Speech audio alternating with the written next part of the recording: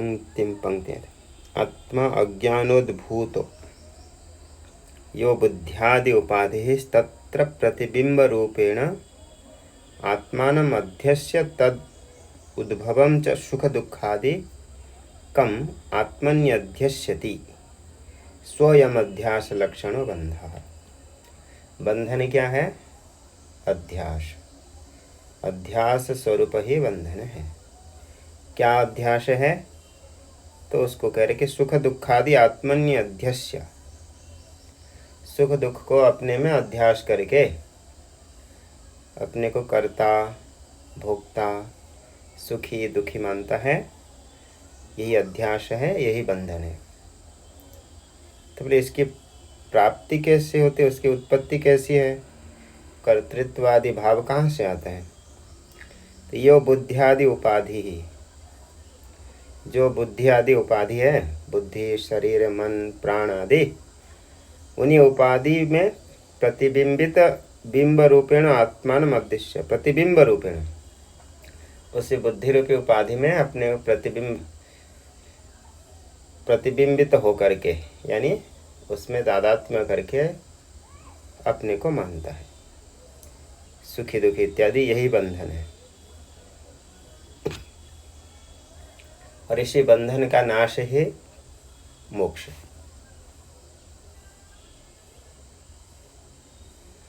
बताए थे उपाधि वियोगे धी वियोगे निराभासको यह, जो उपाधि से वियुक्त होंगे तो मुक्त है, ये बता देते। इसीलिए तत्वज्ञानेन सकारणस्तस्य बाध एव, और जी अध्यास लक्षण बंधन है, इसका नाश किसके द्वारा होगा? तत्व ज्ञान से।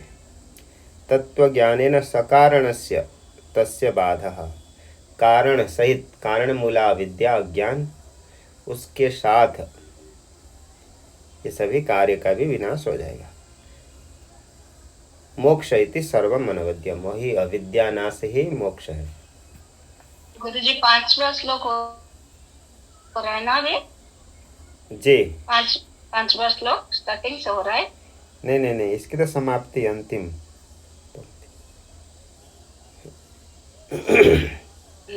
व्याख्या का अंतिम भाग, पूरा अंतिम पंक्ति, पेज नंबर लास्ट, इसमें है 62। आज 6ठ श्लोक का अवतरणिका अभी शुरू होगा। ये कहे कि तस्य बाध एव मोक्षः, जो अज्ञान अध्यास का बाद ही मोक्ष है। इसलिए उपनिषदों में आता है अविद्या अस्तमयो मोक्षः सा च बंध उदाहृता। अविद्या का अस्त होना ही मोक्ष है। मन बुद्धि आदि के साथ संबंध होता है, अविद्या अविद्या के कार्य मन आदि के साथ, उसके साथ अध्यास, वही संबंध है। और अन्य कोई प्रकार के संबंध नहीं हो सकता है, ये पहले बताए थे। मन आदि का किसी के साथ भी संबंध नहीं हो सकता है, पूर्व शुरुआत में ये बता दिए थे। संयोग समवाय इत्यादि संभव नहीं है। अध्यास लक्षण संबंध ही बंधन है, और उसका नाश ही मोक्ष है। साच बंध उदाहृतः, वही अविद्या ही बंधन है और उसकी निवृत्ति मोक्ष है। भगवान भाष्यकार जी भी सरल शब्द में विवेक चूड़ामणि, नहि अस्त्य विद्या मनसोतिरिक्ता मनो ह्य विद्या भवबंध हेतु तस्मिन् विनष्टे सकलम विनष्टम विजृंभितेस्मिन् सकलम विजृंभितम। दे वही अविद्या मन रूप से ही परिणत होकर के, यदि सिर्फ अविद्या भी रहे, अज्ञान, तो भी संसार का भान नहीं होता है। जैसे सुसुप्ति में, सुसुप्ति काल में अविद्या रहती है, अज्ञान नाश नहीं होता है, फिर भी उस समय संसार का कोई भान नहीं होता है। वही अविद्या जब मन रूप से परिणत हो जाती है तो सारा ये संसार तब दिखता है। नयस्त्य विद्या मनसोतिरिक्ता मनो ह्य विद्या भवबंध हेतु। वही भवबंधन संसार कारण के रूप से मन रूप में ही ज़्यादा प्रभावित करती, और मन के होने पर ही सारा संसार है, और मन नहीं होने पर कुछ भी नहीं है। मन एव मनुष्याणाम कारणम बंध मोक्षयो, इसी को भी कहते हैं। सबका एक साथ संबंध है। यहाँ तक ये पंचम श्लोक पूरा हो गया। आगे षष्ठ श्लोक। ननु निष्कंपमेकम इत्यादि ना, श्लोक में आया था निष्कंपमेकम ऐसे करके एक श्लोक आया था जिसमें ये पंक्ति थी।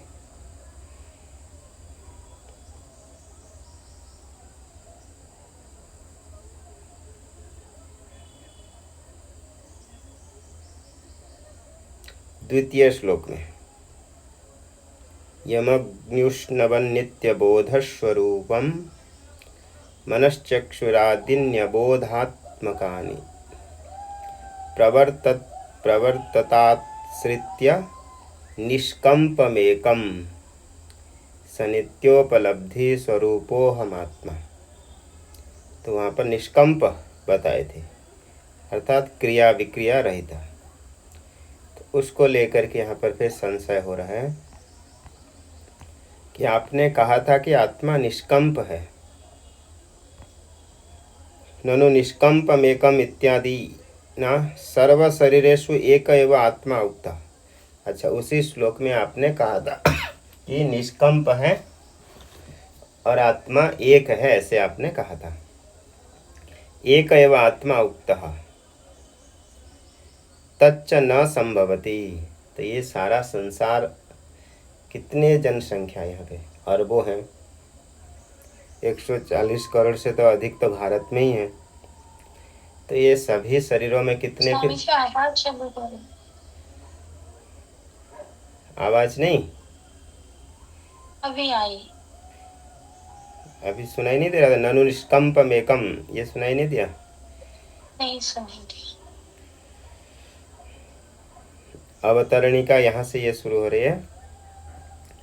ननु निष्कंपमेकम इत्यादि न सर्व शरीरेषु एक एव आत्मा उक्तः।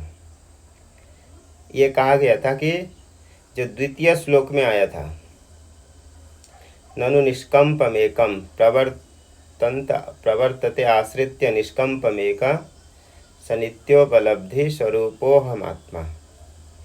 ये कौन से श्लोक में आया था? द्वितीय श्लोक में। तो वहाँ पर आपने ये बताया था कि आत्मा कितनी है? एक ही है।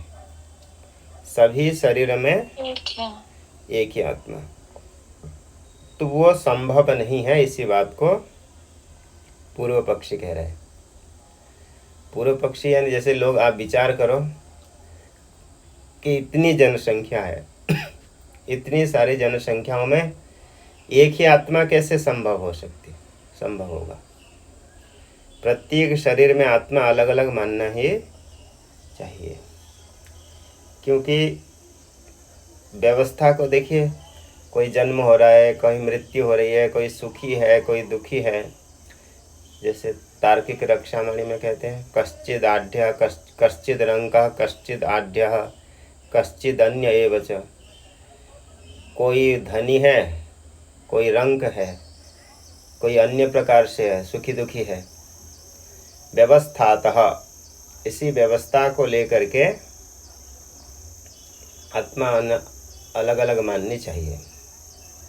ऐसे विद्वान लोग भी कहते हैं और सामान्य लोग भी जानते हैं कि प्रत्येक शरीर में आत्मा अलग अलग दिख रही है।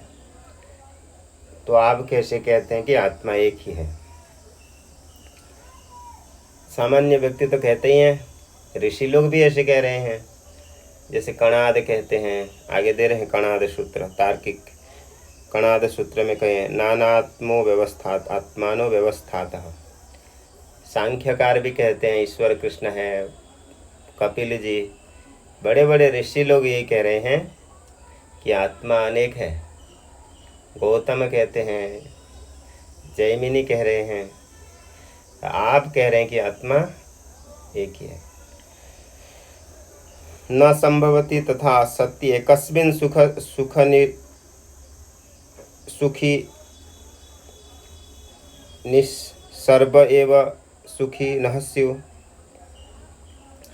कह रहे कि शरीरेषु एक एव आत्मा उक्तः तच्च न संभवति तथा सति, अर्थात सभी शरीर में एक आत्मा होने पर एकस्मिन् सुखिनी सर्व एव सुखी, सुखिनी सप्तमी, एक व्यक्ति यदि सुखी होने पर सभी सुखी हो जानी चाहिए, क्योंकि आत्मा तो एक ही है। सर्व एव सुखिनः स्युः, सभी व्यक्ति सुखी हो जानी चाहिए।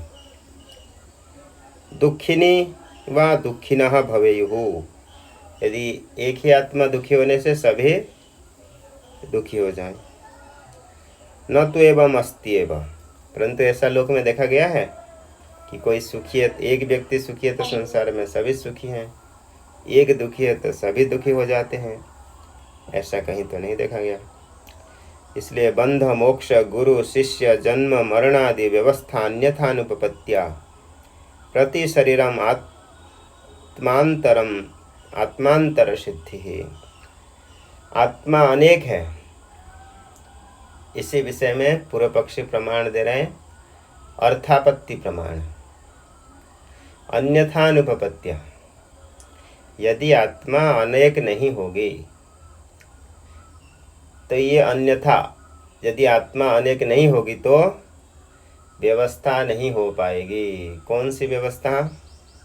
गुरु शिष्य बंध मोक्ष जन्म मरण आदि व्यवस्था हो ही नहीं सकती। इसी व्यवस्था की अन्यथा अनुपपत्तिया, लेकिन संसार में व्यवस्था हो रही है, चल रही है बड़ी सुचारू रूप से।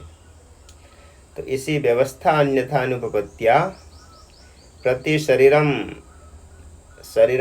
इति प्रति शरीरम, प्रत्येक शरीर में आत्मांतरम, आत्मा कितनी है? अलग अलग आत्मा है, प्रत्येक शरीर में अलग अलग आत्मा है, ऐसी स्वीकार करनी चाहिए। जैसे कोई व्यक्ति है, बहुत मोटे हैं, परंतु दिन भर वो नहीं खाते हैं, तो क्या वो रात को भोजन नहीं करते होंगे? अवश्य ही रात को भोजन करते होंगे, नहीं तो मोटे कैसे हो सकते हैं? तो अन्यथानुपपत्त्या, तो रात्रि भोजन की कल्पना करनी पड़ती है। इसी प्रकार जन्म मरण आदि व्यवस्था नहीं हो सकती, इसलिए आत्मा को अनेक मानने चाहिए। यह अर्थापत्ति प्रमाण है। और इसमें शास्त्र भी है, कणाद सूत्र है।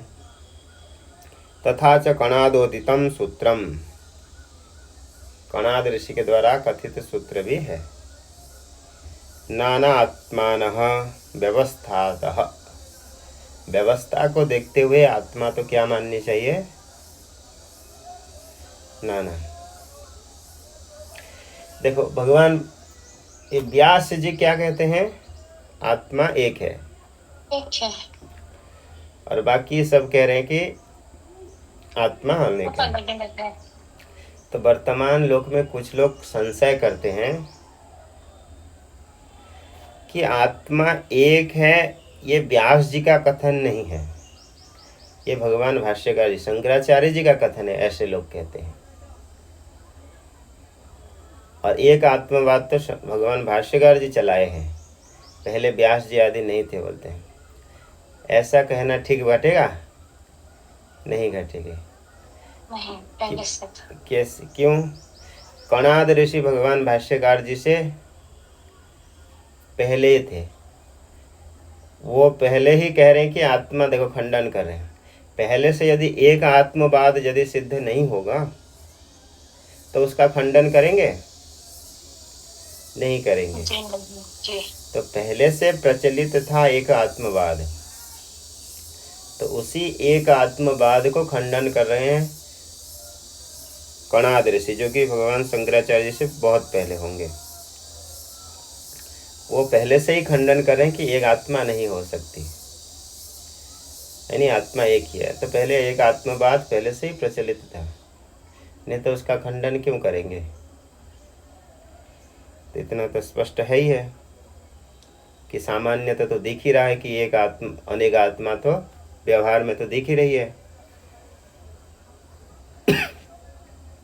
इसलिए व्यास जी को भी इष्ट है, पारमार्थिक में एक ही आत्मा व्यास जी को भी इष्ट है। और उपनिषदों आदि में तो आता ही है, एकमेव द्वितीयम एतद आत्ममिदं सर्वम एको सलिलो द्रष्टा आत्मा अद्वैतः एकः सलिलः द्रष्टा, ऐसे वेद मंत्र आता ही है।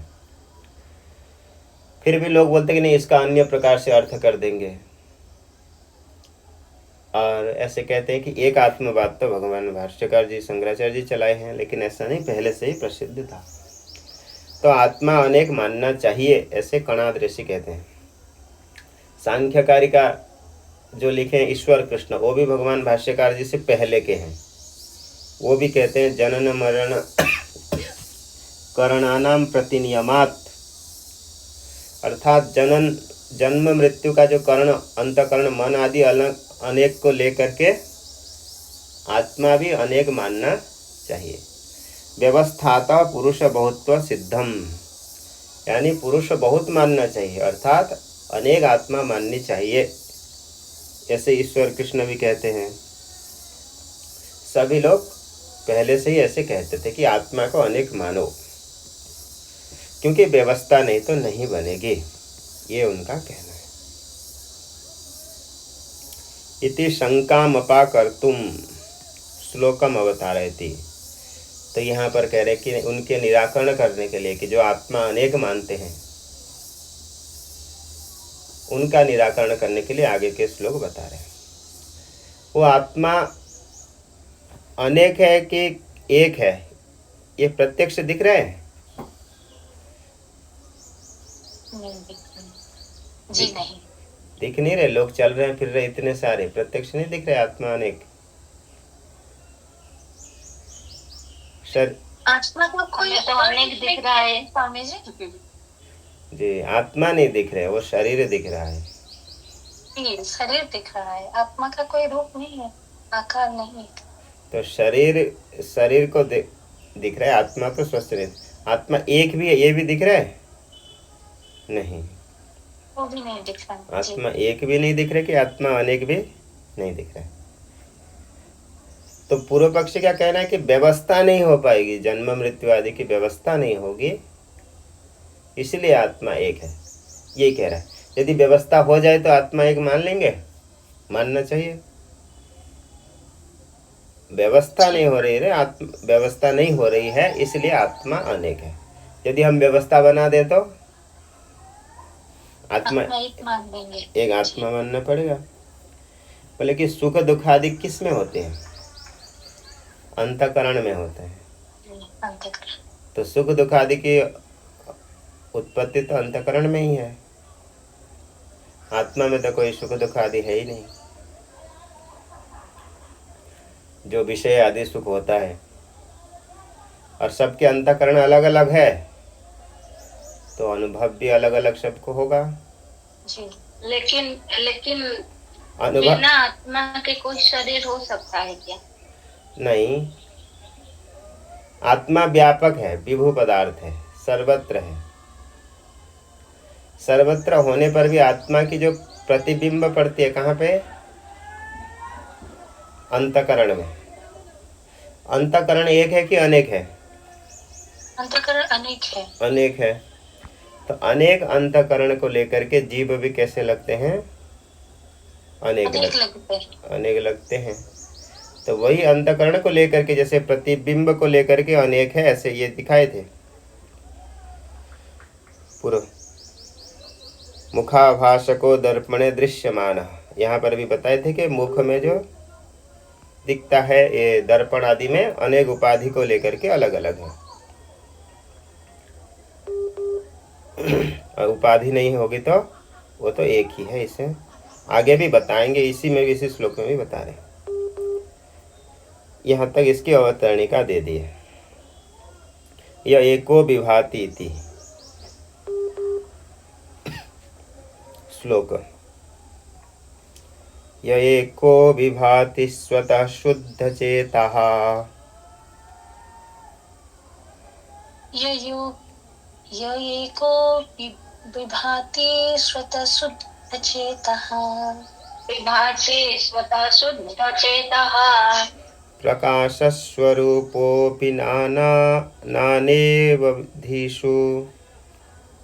प्रकाशस्वरूपोऽपि नानेवधिषु।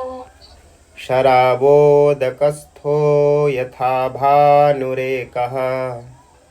शराबोदकस्थो यथा भानुरेकः। स नित्योपलब्धिः स्वरूपोऽहमात्मा। स नित्योपलब्धि स्वरूपोऽहमात्मा। य एको विभाति स्वतः शुद्धचेतः। प्रकाशस्वरूपोऽपि नानेवधिषु। शराबोदकस्थो यथा भानुरेकः। स नित्योपलब्धिः स्वरूपोऽहमात्मा।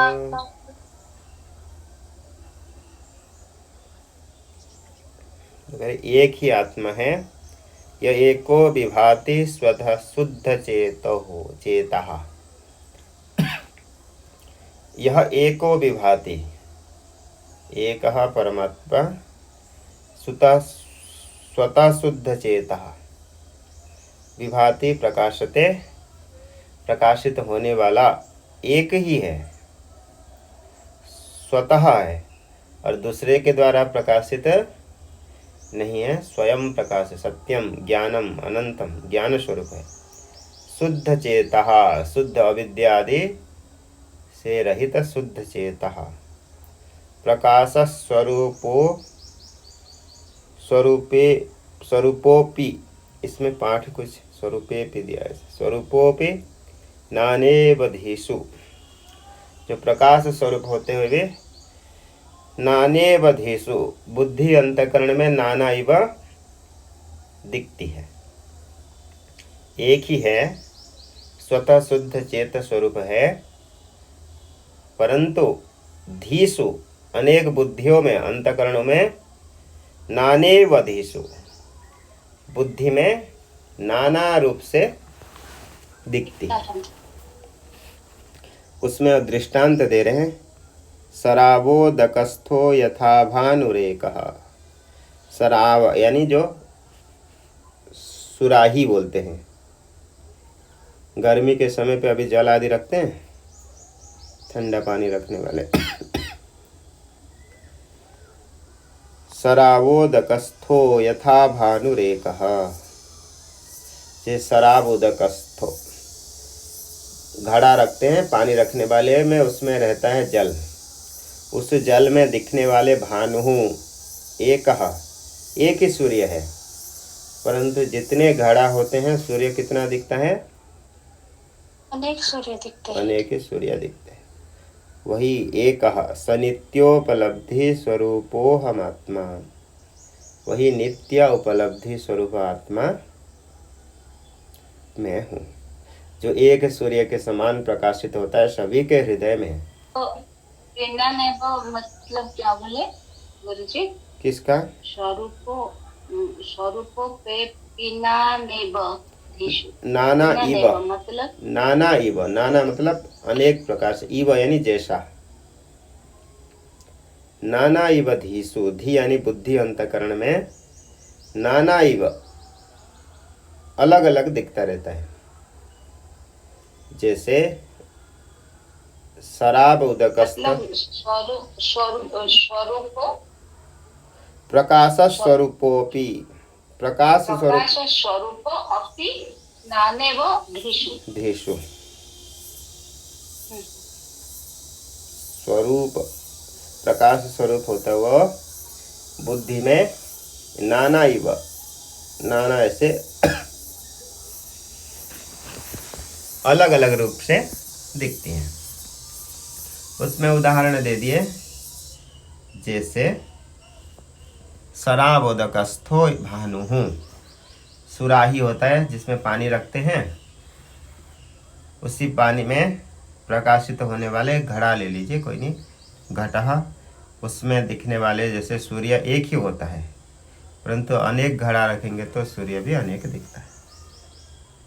सनित्योपलब्धि स्वरूपो हम आत्मा, तो बोले प्रतिबिंब अलग अलग दिख रहा है तो आत्मा भी तो अलग अलग हो गए,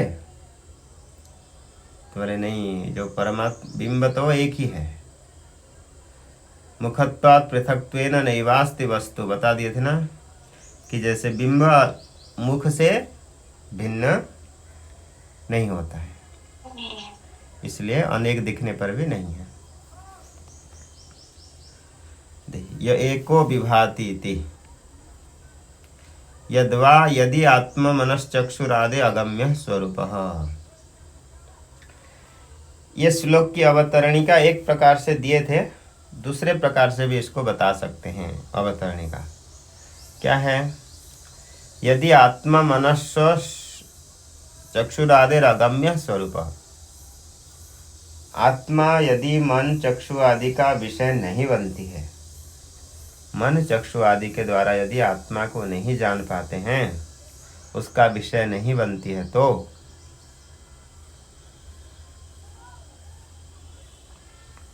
तदा कथम अस्य सिद्धि, तो बोले आत्मा की सिद्धि कैसी होगी?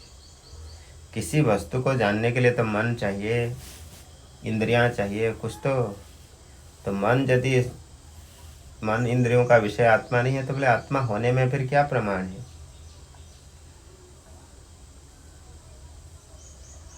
सामने आपके वस्तु है तो इसमें प्रमाण क्या है? दिख रहा है, उसका चक्षु आदि प्रमाण है, दिख रहा है, ज्ञान हो रहा है। तो बोले आत्मा में क्या प्रमाण है? आत्मा तो मन विषय का बुद्धि है ही नहीं।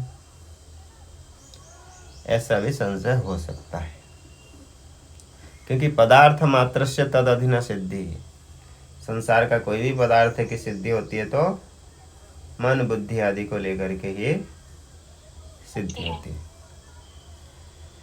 पदार्थ मात्र से तद अधीन सिद्धिकत्वात्, क्योंकि मन बुद्धि के सिद्धि के अंतर्गत ही होते हैं, मन बुद्धि के द्वारा ही उन पदार्थों की सिद्धि होती है। आत्मा सिद्धो अपि तदेव साधनम उचितम, इसी प्रकार आत्मा को सिद्ध करने के लिए भी तो मन बुद्धि होनी चाहिए, उनको माननी चाहिए। अन्यथा तद्रहितस्य सुख पुष्पादिवद अत्यंत असत्यमेव स्यात्, यदि मन बुद्धि का विषय नहीं बनेगा तो ख पुष्प आदि के समान है। जैसे ख पुष्प, आकाश पुष्प, आकाश में जो पुष्प होता है वो अभी कभी आपने चक्षु आदि के द्वारा देखा है? मन से विचार करते हैं उसको? आकाश पुष्प नहीं होता है।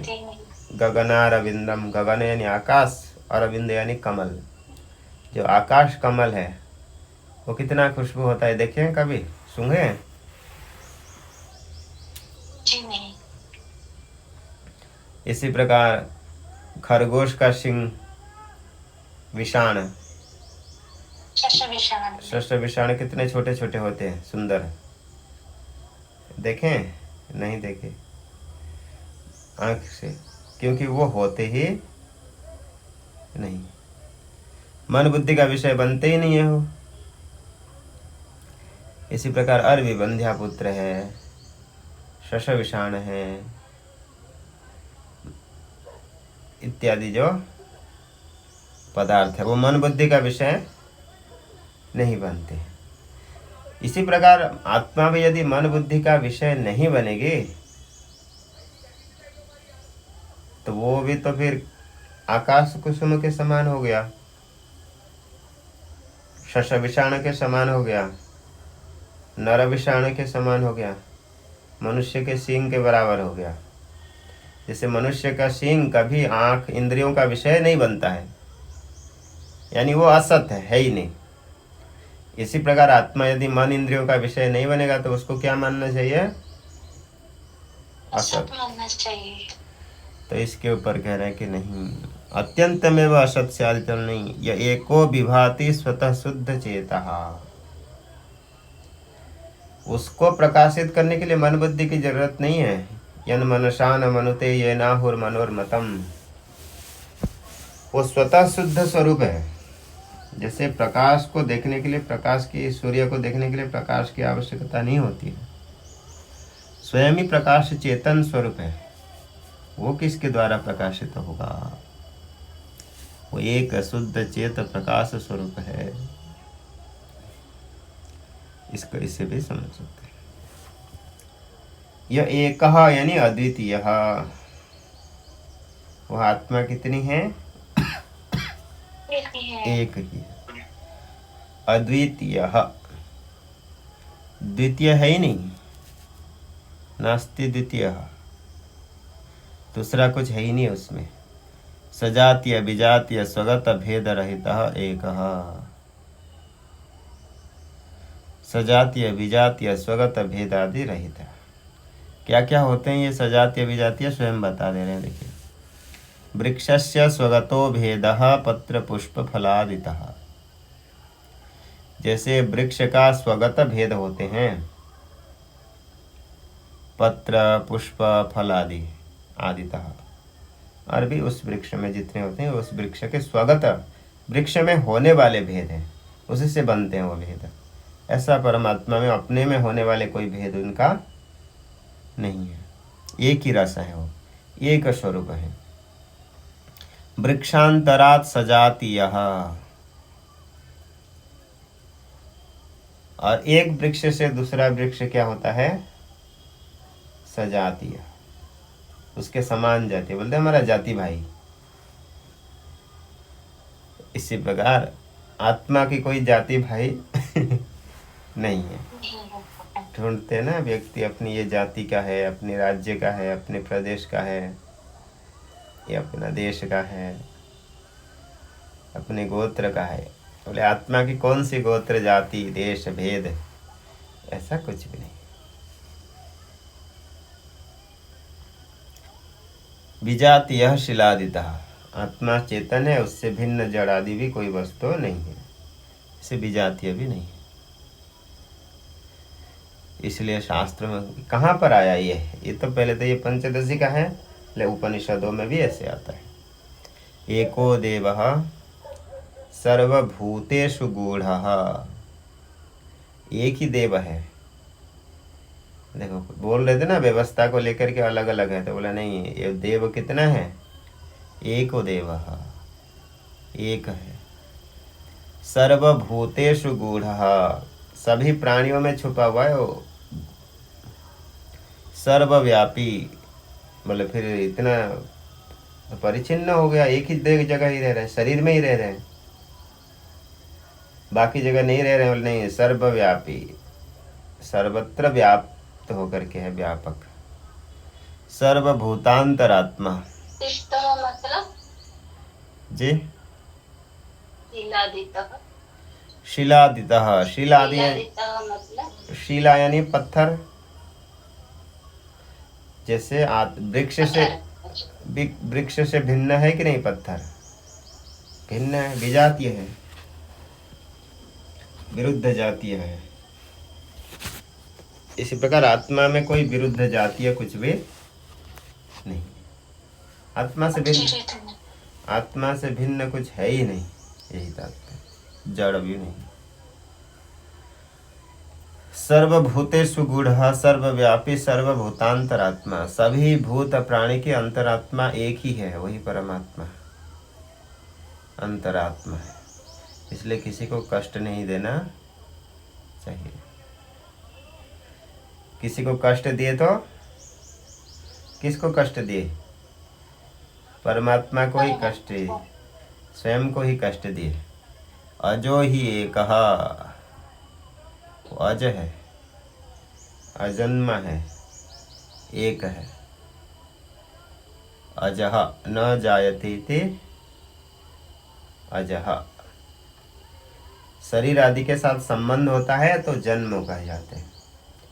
पारमार्थिक शुद्ध अवस्था में उसका कोई संबंध है ही नहीं। अजः एकः, अजो ही एकः, एक है। एको वशी सर्वभूतांतरात्मा, सबको वश में करने वाला कितने हैं? एक ही आत्म स्वरूप है और वो आप ही हैं, ऐसा नहीं कि दूसरे कोई। एको वशी सर्वभूतांतरात्मा, सर्वभूतांतरात्मा वशी, एक ही परमात्मा है। इतनी अच्छी बात है ये। किसी से कोई राग ना द्वेष ना प्रेम ना कोई नहीं, सभी को एक ही आत्म रूप से चिंतन करें। एकमेवा द्वितीयम ब्रह्मा, एक ही है, अद्वितीय है। एको एकम निविष्टम बहुधा गुहासु, कितने उपनिषद की बात है बता दे रहे हैं। देखिए, एकम एवा द्वितीयम ब्रह्म एकम निविष्टम बहुधा गुहासु, एक ही अद्वितीय ब्रह्म है। ये बृहदारण्यक एकम एवा द्वितीयम, एकम निविष्टम बहुधा गुहासु, एक ही है बुद्धि रूपी गुहा में, सभी के बुद्धि रूपी गुहा में होने वाले परमात्मा, दिखने वाले एक ही है। गीता में भी कहे हैं, क्षेत्रज्ञम चापिमाम विद्धि सर्वक्षेत्रेषु भारत। हे भारत, सर्वक्षेत्रेषु, सभी क्षेत्र शरीर में, माम विद्धि, मेरे को ही जानो। क्षेत्रज्ञम चापिमाम विद्धि, जो क्षेत्र में रहने वाला क्षेत्रज्ञ है वह मैं ही हूँ। और परमात्मा कितने हैं? एक ही है। जो क्षेत्रज्ञ कौन है? परमात्मा है, वह एक ही है। अहम आत्मा गुणाकेशः सर्वभूताशय स्थितः। हे गुणाकेश, अर्जुन को कह रहे, अहम आत्मा सर्वभूताशय स्थितः, सभी भूत प्राणियों में मैं ही स्थित हूँ। अविभक्तम च भूतेषु विभक्तम इव च स्थितम। भले शरीर आदि को लेकर के सभी विभक्त विभक्त लगते हैं, अलग अलग दिखते हैं, लेकिन अविभक्त रूप से तो कौन है? परमात्मा है। अविभक्तम च भूतेषु विभक्तम इव च स्थितम। मैं वास्तव में अविभक्त हूँ, परंतु सभी प्राणियों में विभक्त जैसे लगता हूँ। विभक्तम इव च स्थितम, वास्तव में विभक्त नहीं हूँ, लेकिन विभक्त जैसे लगता हूँ, ऐसे स्थित हूँ। एक एव तो भूतात्मा भूते भूते व्यवस्थितः। एक ही भूतात्मा है, परमात्मा है, सभी भूत में स्थित है। जैसे एकदा बहुधा चैव दृश्यते जलचंद्रवत्।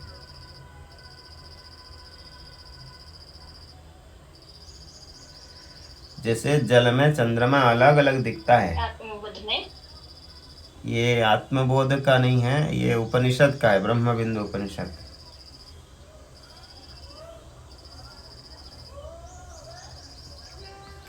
आगे, समो मशकेन समो नागेन इत्यादि श्रुति है। मच्छर में भी वही है। नाग से यदि सर्प लेंगे तो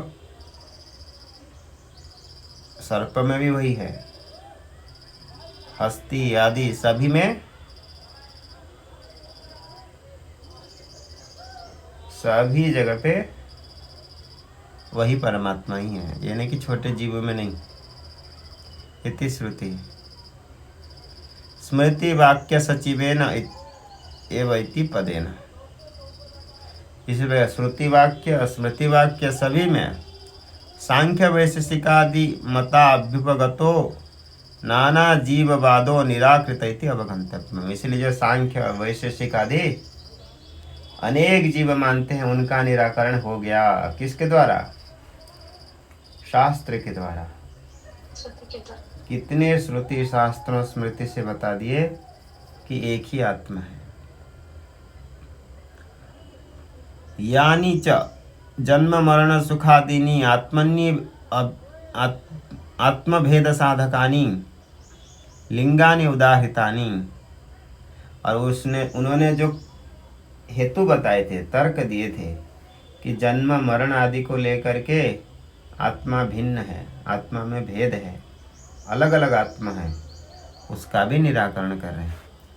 यानी च जन्म मरण सुखादीनि आत्मभेद साधकानि। आत्मा भेद है, आत्मा में भेद है, आत्मा भिन्न है, इसका साधक जो हेतु देते हैं कि जन्म मरण को लेकर एक मरने से सब मर जाएंगे, उसको भी निराकरण है। तानि एतद् उदाहृत वाक्यापहृत विषयत्वात् कालात्ययोपदिष्टानि इति अवगंतव्यम्। तानि एतद् उदाहृत वाक्यापहृत विषयत्वात्।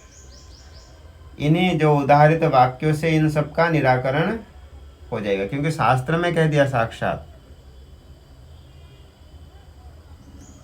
कि एक ही आत्मा है, तो वो जो भी कहा उन्होंने कहा वो सब बाधित हो जाएगा। कालापतिष्ठ कालात्ययपदिष्टानि। काल यानी बाधित, कालात्ययपदिष्ट यानी बाधित हो गए सभी। वो जितने भी बातें कही थे वो सारे युक्ति उनका बाधित हो जाएगा शास्त्र के द्वारा। तुल्या च संसर्गता अनेक आत्मवादे। और समान है संसर्गता अनेक आत्मवादे। एकस्मिन् आत्मनि सुखिनी दुखिनी वा सर्वात्मना सुख दुखानी। इसको फिर बताएंगे, कल ही बताएंगे, क्योंकि इसमें थोड़ा विस्तार करनी पड़ेगी।